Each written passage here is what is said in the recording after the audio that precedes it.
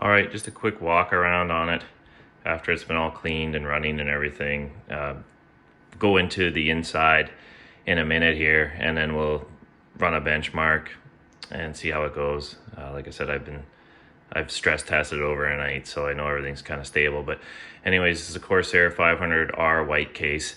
Love these cases. Lots of room in them, lots of mesh. You can do top mount rad, all that kind of stuff. Great airflow.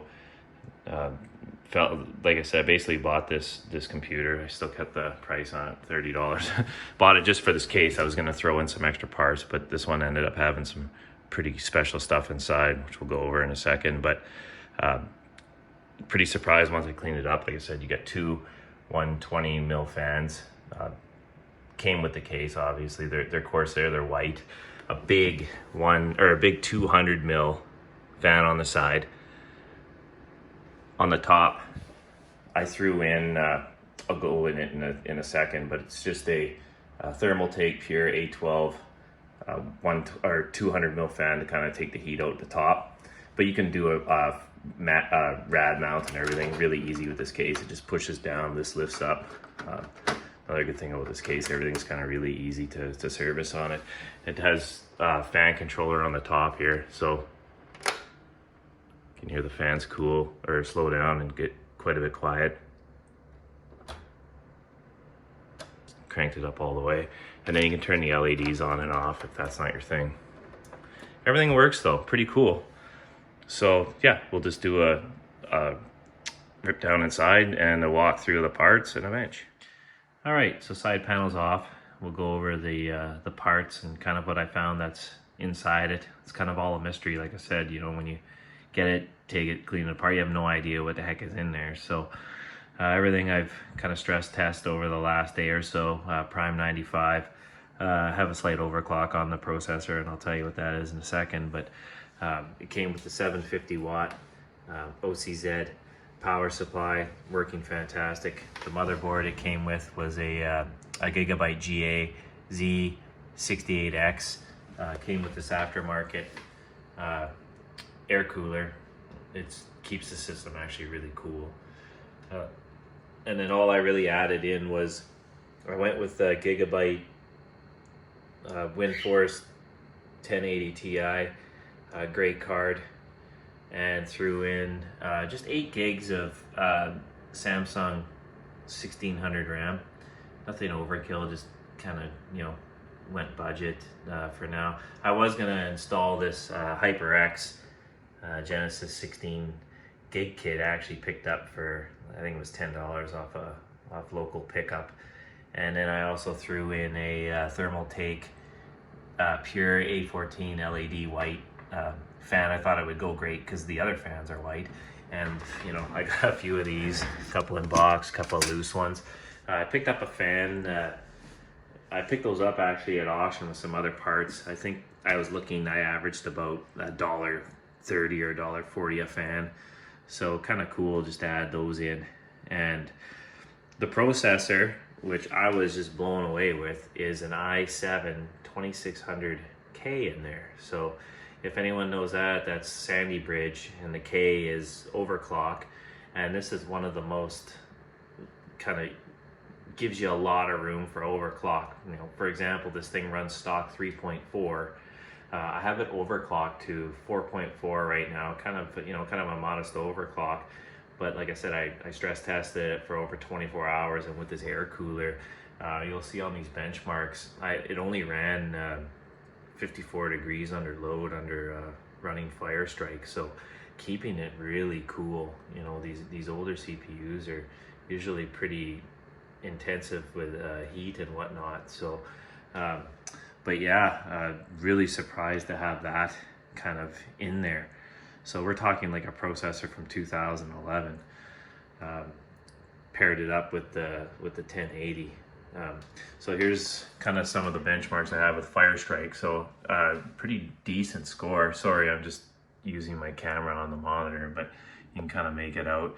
So I benchmarked it, still 70% or 76% better than all results. Pretty darn near a budget PC, gaming PC for, or sorry, a budget PC for 2013. You know, you're talking about a system that was probably built in like 2011, 2012 here, you know, guarding the graphics card came out in 2017, but still. So here's the 1080 Ti. I just kept it stock clocks, no MSI, afterburn, overclock or anything, as you can see. 11 gigabytes of VRAM on this card. I absolutely love it. Great temperatures as well with the 3 fans. Here's the 2600 i7. Like I said, I got it overclocked to 4.4. It ran it at 4.4. 56 degrees. Really nice temperature, you know, for an older CPU. But again, this guy obviously had a decent air cooler in there, and you know, with a small overclock you can kind of achieve that.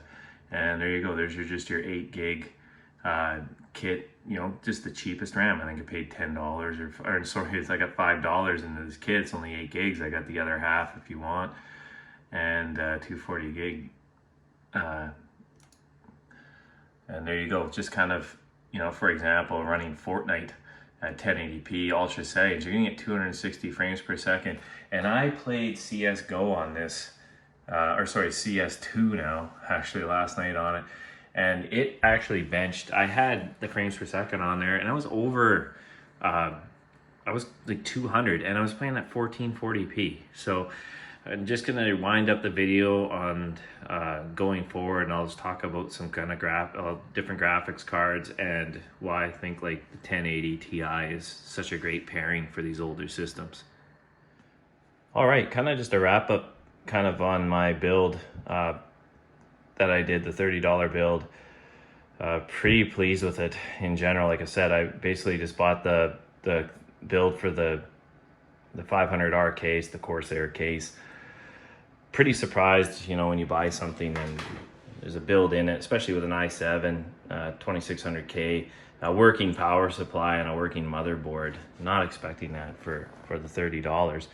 But they are out there if you do have, you know, you go look and whatnot, or if you're just on your local marketplace, Craigslist, or, you know, depending on your area, like Kijiji or any of those kind of online things. A lot of these people, I'll do some more videos, but I've even gotten a couple of computers, just free pickup type thing, you know, like guys has on marketplace, he's like, you know, moving just, you know, free to a good home type thing. You know, you pick it up and you take it home, and say you harvest some RAM out of it, or you use the case, or, you know, you some of these older Dell Optiplexes, you know, they have like really nice SSDs in them, like really high quality, that you can kind of harvest, and you're picking them up for next to nothing, and you kind of just keep the parts around and do other builds. But with this one, like I said, everything kind of was worked in it that I had. The 750 watt OCZ power supply, the motherboard worked, and it happened to have an i7 2600K with a really good aftermarket cooler on it. So someone bought this computer, obviously had it for a while, knew, and then, like, if you go back into the other videos, the condition of it was just terrible. No doubt it just wouldn't run anymore for the guy. Like, it was disgusting. So ended up picking it up.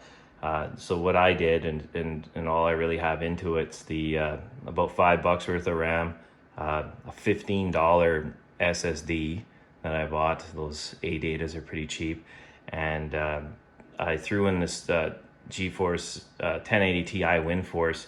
This is the one I had in the video. This, in my opinion, is one of the best 1440p 1080p cards that you can buy for the money. You know, you got 11 gigs of VRAM.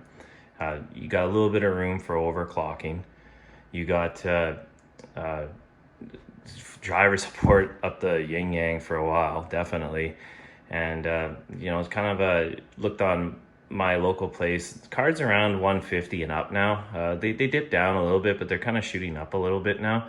I even saw a couple of guys wanted like $200 for them, which in my opinion is a little high, but you know, you tier it up with something like this, these older i7s, and like I said, you saw the benchmark. The thing was like 76 or 77% better than stuff that's been benchmarked, giving you frames per second on Fortnite of like 255, and I literally played Counter-Strike go last night on it. Frames were in 200s. It was nuts for basically no money into it. You can, do, and if you don't want to buy a 1080 Ti, there's other options. You can get yourself a really nice 1070 Ti. These are around, I saw that there's a few listings around 100 to 110 for the card. Great card. Basically replaced the 1080, the stock one. And the cool thing about these was like NVIDIA didn't want to give like these companies the ability to send them, like, how you buy them and they're like, oh, this one has a 20% overclock, or this one has a 10% overclock. Well, they said no one can overclock. You send it out with stock clocks. So what these guys did is, if you kind of go on their online on their site, they'll let you download their own like MSI Afterburner, and they have a little program file that you download that's a preset overclock, kind of like, so if you bought it new, and then you get a little factory overclock on it, it's pretty cool. But that's how sneaky they were back then for being kind of pricks on to some of these companies, saying no, you can't overclock it. You have to ship it with it. So anyways, another great card, cheap, like I said. It'll pair well with these older like i5s, i7s, the 3 series, the 4 series, the 2 series. And then if you want something even cheaper, and if you're struggling on power supply issues, like say you got some like smaller Optiplex, kind of 400 something watt or whatever the heck, maybe only got one pin out, 1 6-pin. Well, these 1060s here are just great for that. Nice little card, small, not very, this one's really nice, has the 2 fans on it. It's the 6 gig. You want to look for the 1060 with the 6 gig, a little more VRAM, right? Plus you got all your outs on it and stuff, and it's only basically it's only 1 6-pin. Runs really nice though. It's funny, I have another computer. I can probably do a few more videos, definitely. I kind of had fun doing this, but I have a liquid cooled system I kind of picked up that needed, guy advertised it is not working, so I took it home. Kind of didn't need much actually. I'll walk over that later, but I paired it up with this 1060, and I was playing DayZ fine on it. Plays Counter-Strike fine, all that kind of stuff, right? And but a big fan of these cards. You can pick these up. I got kind of lucky. Well, not really. They're only worth probably about $60, if that. But I think I bought 4 of them, and I averaged 35 a piece on them because the guy had 4. But definitely, if I pair it up with basically the i7, you still have a great performing little PC for not much upfront money. So. Yeah, it was just funny. I just wanted to kind of do these videos just to kind of bring some awareness. Like if you're sitting, say you have an old PC like this, or say someone that has one, and you're just like, what, just reinstall Windows on it, and you don't have to worry about a license. That's the best thing. Most of these computers have had some form of Windows installed on them. Even if it has Windows 7 Home on it, you can install Windows 10 Home Edition, and the license is going to be activated because the license is embedded in the BIOS. So even up to like an old Windows 7 type thing, you can get these activated, so you get a free license out of it. So all these computers I've bought, like so many of them, I've never have to purchase a Windows license because it's all digitally activated as soon as you install. It's usually Windows 10 Home. Sometimes I'll install it and it'll be like, oh, Windows isn't activated. So you just go to information and it'll say it has like Windows 10. It'll go to just do the troubleshooter, and it'll say, oh, Windows 10 Pro on it, right? So you just reinstall Windows 10 Pro. There you go, activated. So yeah, kind of just cool. And I wind up, like I said, don't want to ramble on too long. I could talk computer stuff kind of all day. Drives my girlfriend probably crazy, but she stands behind me. So anyways, yeah, so that's kind of the wind up on that, and I'll upload probably another build of some sort.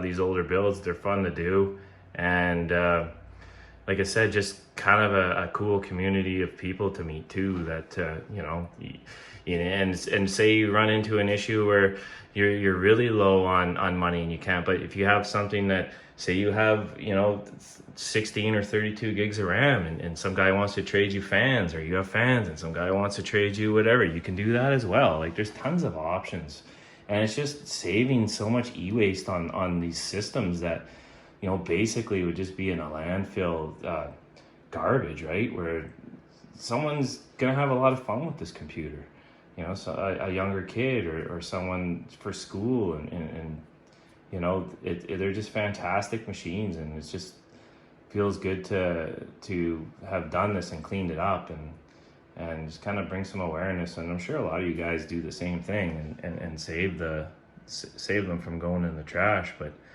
you know, a lot of people don't know that. So, but anyways, yeah,